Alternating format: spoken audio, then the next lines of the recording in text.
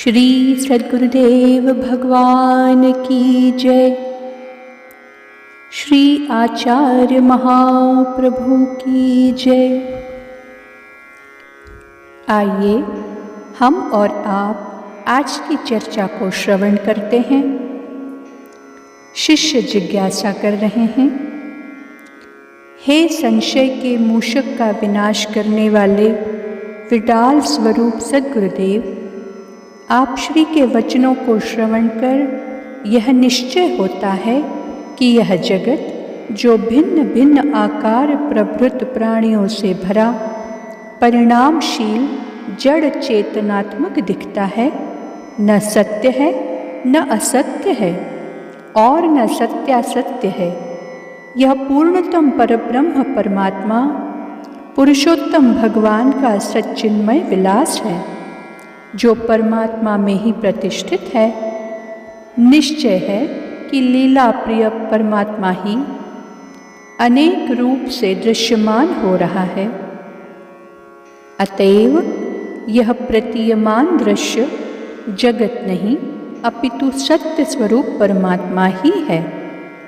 जगत में सत्य असत्य एवं सत्यासत्य की दृष्टियाँ भ्रम मात्र हैं, अर्थात मृत्यु धर्मा विनाशशील एवं बहुत प्रकारों से दृष्टिगोचर होने वाला परिणामी संसार सत्य नहीं है और अनुभव में आने के कारण इसे असत्य भी नहीं कह सकते, तथा जब न सत्य है न असत्य है तब इसे सत्यासत्य भी कहते नहीं बनता।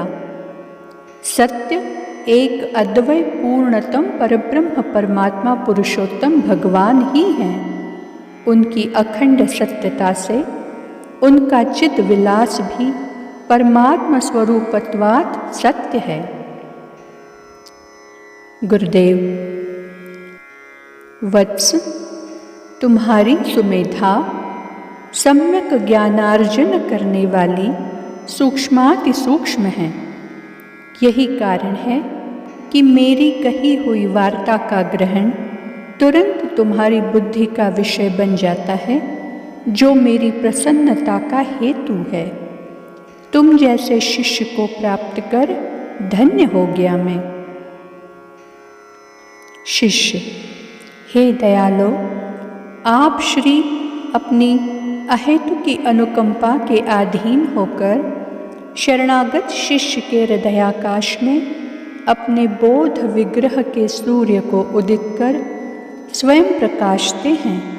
अतएव आप ही वहाँ के एकमात्र सम्राट हैं। आप ही ज्ञान, ज्ञेय और ज्ञाता हैं, अर्थात बोध, बोध प्रदाता और बोध ग्रहण करने वाले मेरे सद्गुरुदेव ही हैं। यह अल्पज्ञ अकिंचित है।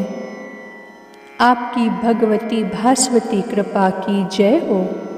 प्रभो, श्रुतियों एवं मनीषियों के मुख से सुना गया है कि जगत का कारण ब्रह्म है।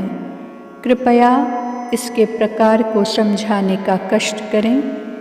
उपर्युक्त आपके वचनों से यही बोध होता है कि जगत परमात्मा का विकसित स्वरूप है।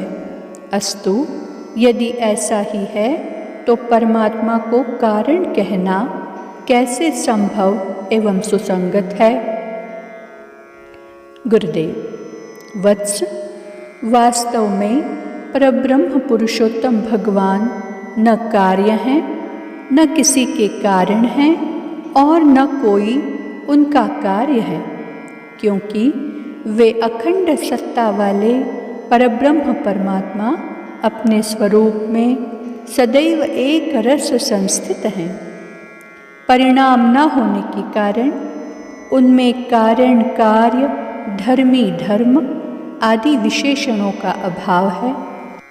वे कारण, कार्य आदि तत्व बोधक शब्दों से सर्वथा परे अद्वय तत्व हैं।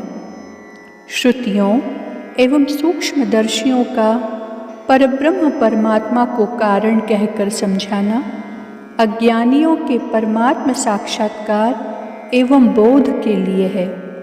जैसे महदाकाश एक अखंड, अनंत, महान, सूक्ष्म और अपरिच्छिन्न सर्वव्यापक तत्व है। उससे, उसी में, उसी की सहज स्थिति से क्रमशः वायु, अग्नि, जल और पृथ्वी उत्पन्न होकर उसी महदाकाश में स्थित है और वह उक्त इन सब तत्वों में पूर्णतया व्याप्त है तथा इन्हीं तत्वों से अनंत घटाकाश, मठाकाश, जलाशयाकाश भी निर्मित होकर उसी महदाकाश ही में स्थित है। देखने में अनेक रूपता दृष्टिगोचर हो रही है, किंतु विचार दृष्टया महदाकाश जैसा का तैसा एक रस स्वयं में स्थित है। उसमें कोई परिणाम नहीं हुआ तथा व्यापक व्याप्य भेद भी उसमें औपाधिक ही है, क्योंकि उसके अतिरिक्त और कुछ है ही नहीं। जिस प्रकार सूत्र से बहुत से विविध प्रकार के वस्त्रों का निर्माण होता है, सूत्र वस्त्रों में भी व्यापक व्याप्य की औपाधिक कथन शैली श्रवण गोचर होती ही है, किंतु विचारक अज्ञानियों की दृष्टि से सूत्र का परिणाम वस्त्र के आकार में हो गया है। ऐसी प्रतीति में आने वाली वार्ता को अपने ज्ञान का विषय नहीं बनाता, उसे तो सूत्र में परिणाम नहीं मालूम होता। सूत्र स्वरूपानुसार स्वयं में सहज ही स्थित है, पर जैसे उक्त दृष्टांतों में कारण कार्य का अभाव है, वैसे ही अक्षरातीत परब्रह्म पुरुषोत्तम भगवान में भी कारण कार्य अप्रतिष्ठित है। कारण भी वही, कार्य भी वही है। व्यवहारिक वाणी के द्वारा श्रुतियों एवं शास्त्रों में जो कारण कार्य रूपेण परब्रह्म और अपरब्रह्म का बोध कराया गया है, वह इसलिए कि अज्ञानी लोगों की जो जगत दृष्टि है, वह विराट जगत को ब्रह्म का कार्य श्रवण कर मनन निधिध्यासन के द्वारा ज्ञानावस्थित हो जाए और ब्रह्म तथा जगत में भेद का सर्वथा अभाव जानकर स्वयं ब्रह्म स्वरूप हो जाए, अर्थात कारण और कार्य की एकता उसी प्रकार स्वीकार कर ले, जैसे ज्ञानी मिट्टी और घट में तथा सूत्र और पट में एवं स्वर्ण और आभूषण में केवल मिट्टी, सूत्र व स्वर्ण को ही देखता है, विजातीय अन्य वस्तु का दर्शन घट, पट और आभूषण में नहीं करता।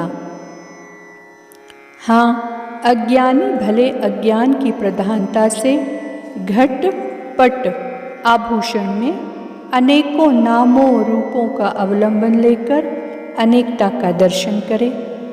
समुद्र और सामुद्र को कारण कार्य कहते हैं, किंतु जल के अतिरिक्त कारण कार्य में अन्य कुछ नहीं है। इसी प्रकार सच्चिदानंद भगवान और जगत में ब्रह्म के अतिरिक्त अन्य तत्व का सर्वथा सर्वकाल में अभाव है। आज की चर्चा को वाणी यही विराम देती है। श्री सद्गुरुदेव भगवान की जय।